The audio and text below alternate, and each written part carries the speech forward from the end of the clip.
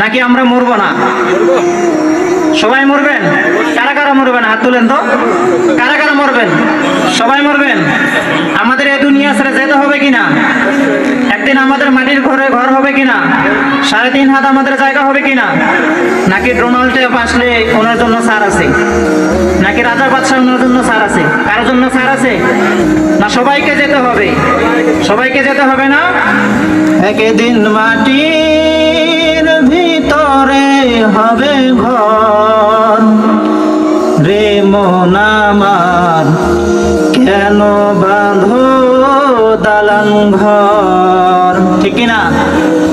একদিন মাটির ভিতরে হবে ঘর রে মন আমার, কেন বাঁধো দালান ঘর? প্রাণ পাখি উড়ে যাবে পিঞ্জর ছেড়ে, ধরা দমে সবই রবে, তুমি যাবে চলে। ঠিক কিনা? আমরা চলে যাবো কিনা? ধরা দমে সবই রবে, তুমি যাবে চলে।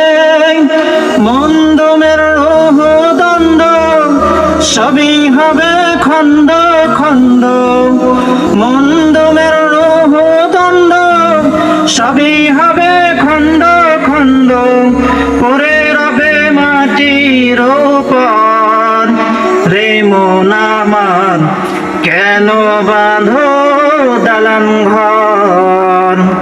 একদিন মাটির ভিতরে হবে ঘর রে মন আমার, কেন বাঁধো দালান ঘর? ঠিক না? একদিন আমাদের সবাইকে মাটির নিচে যাইতে হবে। এই জন্য আল্লাহ তাআলা জানিয়ে দিয়েছেন, এক জায়গায় নেই, দুই জায়গায় নেই, তিনটি জায়গায় জানিয়েছেন, কুল্লু নাফসিন যায়িকাতুল মাউত। প্রত্যেক প্রাণীকেই মৃত্যুর স্বাদ গ্রহণ করতে হবে, প্রত্যেক প্রাণীকেই। এখানে কোনো প্রাণী জীবিত থাকতে পারবে না।